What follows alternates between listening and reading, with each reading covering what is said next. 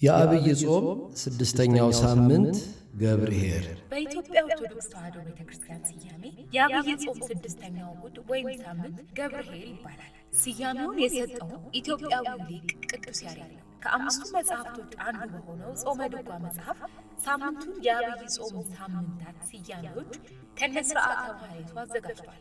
ስለዚህ በስድስተኛው የአብይ ጾም ሳምንት ከዋዜማው ቅዳሜ ጀምሮ በቤተ ክርስቲያን የሚዘመረው ዝማሬ፣ የሚሰበከው ስብከት፣ የሚሰጠው ትምህርት ገብርኄርን የሚያወሳ ነው። በማቴዎስ ወንጌል ምዕራፍ 25 ከቁጥር 14 እስከ 25 የተገለጸውና በዕለቱ የሚነበበው ወንጌልም የሚነግረን ይህንን ነው። ወደ ሌላ ሀገር የሚሄድ ሰው ባሮቹን ጠርቶ ያለውን ገንዘብ ሰጣቸው፣ እንዲሁ ይሆናልና ለእያንዳንዱ እንደየአቅሙ፣ ለአንዱ 5 መክሊት፣ ለአንዱ 2፣ ለአንዱ 1 ሰጠና ወደ ሌላ ሀገር ወዲያውኑ ሄደ።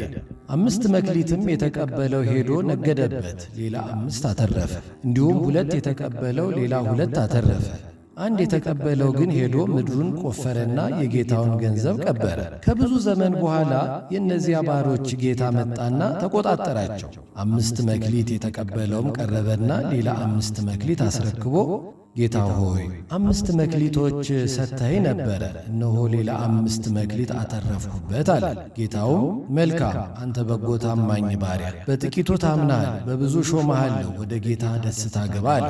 2 መክሊትም የተቀበለው ደግሞ ቀርቦ ጌታ ሆይ 2 መክሊቶች ሰጥተኸኝ ነበር፣ እነሆ ሌላ 2 መክሊት አተረፍኩበት አለ። ጌታውም መልካም አንተ በጎ ታማኝ ባሪያ፣ በጥቂቱ ታምናሃልና በብዙ ሾመሃለሁ፣ ወደ ጌታ ደስታ ግባ አለ። 1 መክሊት የተቀበለውም ቀርቦ ጌታ ሆይ ካልዘራህበት የምታጭድ ካልበተንህበትም የምትሰበስብ ጨካኝ ሰው መሆንን አውቃለሁ። ፈራሁ፣ ሄጄም መክሊትን በምድር ቀበርሁት፣ እነሆ መክሊትህ አለ አለ። ጌታውም መልሶ እንዲህ አለ፣ አንተ ክፉና ሐኬተኛ ባሪያ፣ ካልዘራሁበት እንዳጭድ ካልበተንሁበትም እንድሰበስብ ታውቃለህን? ስለዚህ ገንዘቤን ለለዋጮች አደራ ልትሰጠው በተገባ ነበር። እኔም መጥቼ ያለኝን ከትርፉ ጋር እወስድ ነበር። ስለዚህ መክሊቱን ውሰዱበት፣ 10 መክሊት ላለው ስጡት፣ ላለው ሁሉ ይሰጠዋልና ይበዛለትማል። ከሌለው ግን ያው ያለው እንኳን ይወስዱበታል። የማይጠቅመውንም ባሪያ በውጭ ወዳለ ጨለማ አውጡት፣ በዚያ ልቅሶና ጥርስ ማፋጨት ይሆናል።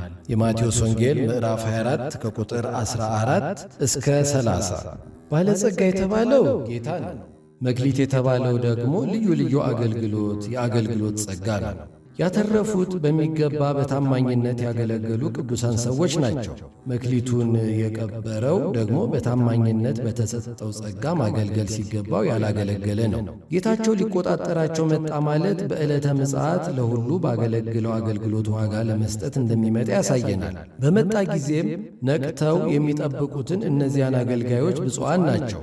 ያገለገሉትን ወደ ጌታ ደስታ ግባ አላቸው ማለት ታማኝ አገልጋዮች መንግሥተ ሰማያትን ይወርሳሉና፣ ሰነፎች ግን ጥርስ ማፋጨት፣ ጽኑ ስቃይ ወዳለበት ጨለማ ሲኦል መግባታቸውን የሚያሳይ ነው። ጌታቸው በመጣ ጊዜ ነቅተው የሚጠብቁት እነዚያ አገልጋዮች ብፁዓን ናቸው። ይህ ታሪክ ምን አስተማረ? ራሳችንን አሳየን? ምንድነው የተቀበልነው? ምን ያህል አተረፍንበት? የጸጋ ስጦታችንን እናውቃለን? ድርሻችንን ተወጥተናል? የእኛ መክሊት ለሌሎች ምን ጠቀመ?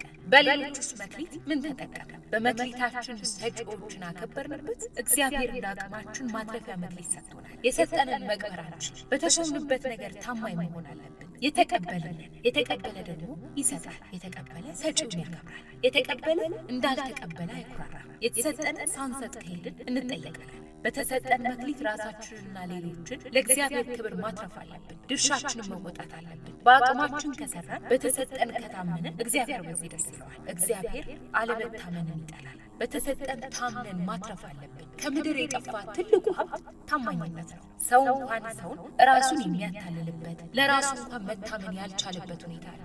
እግዚአብሔር ሳይሰጥ አልጠየቀም። ለጋስነቱን እያመሰገንን በተሰጠን ልክ ታምነን መስራት አለብን። በተሰጠን በተሾምንበት በጥቂቱ ከታመንን እግዚአብሔር በብዙ ይሾመናል። ገብርኄር የአገልግሎቱ ባለቤት እግዚአብሔር ከአገልጋዮቹ የሰጠውን አደራ ሊቀበል እንደሚመጣ ያሳያል። አገልጋይ ጌታ ወይም አሰሪ ያለው፣ አሰሪ ሁሉንም በአቅሙ ልክ ጸጋ ሰጥቶን ያሰማራው፣ እንደሰጠን መጠን በኋላ ዋጋ ይከፍላል። ስለዚህ አገልጋይ አትራፊ መሆን አለበት።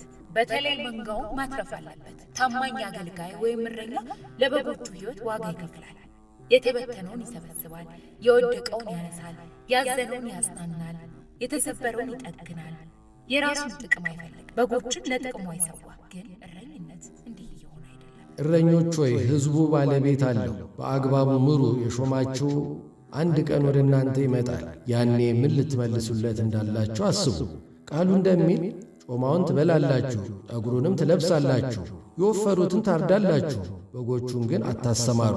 የደከመውንም አላጽናናችሁትም፣ የታመመውንም አላከማችሁትም፣ የተሰበረውንም አልጠገናችሁትም፣ የባዘነውንም አልመለሳችሁትም፣ የጠፋውንም አልፈለጋችሁ፣ በኃይልና በጭቆና ገዛችኋቸው የሚል እየተፈጸመ ነው። ትንቢተ ሕዝቅኤል ምዕራፍ 34 ቁጥር 3። እግዚአብሔር የጠፉበትን ከእርሱ ርቀው እንዲሞቱ የተፈረደባቸውን ነፍሳት ደም ከእረኞቹ እጅ ይፈልጋል። ታምኖ የሚሠራ አገልጋይ ከክብር ጋር ከሽልማት ጋር ነው ወደ ጌታው ደስታ የሚገባው። ታምኖ የማይሠራ ከመንጋው ጮማውን እየበላ ጠጉሩን እየለበሰ አጥንቱን እየቀለጣጠመ ራሱን የሚያሰማራ እረኝነቱ ወይም ጸጋው ይወሰድበታል። ሌላ ታምኖ የሚሠራ ይዘጋጃል። ትንቢተ ዘካርያስ ምዕራፍ 11 ቁጥር 15። ታምኖ የጠፋውን በመፈለግ ማዳን፣ የዳነውንም መቀበል የበጎ ታማኝ አገልጋይ መገለጫ ነው። ወስብሐት ለእግዚአብሔር።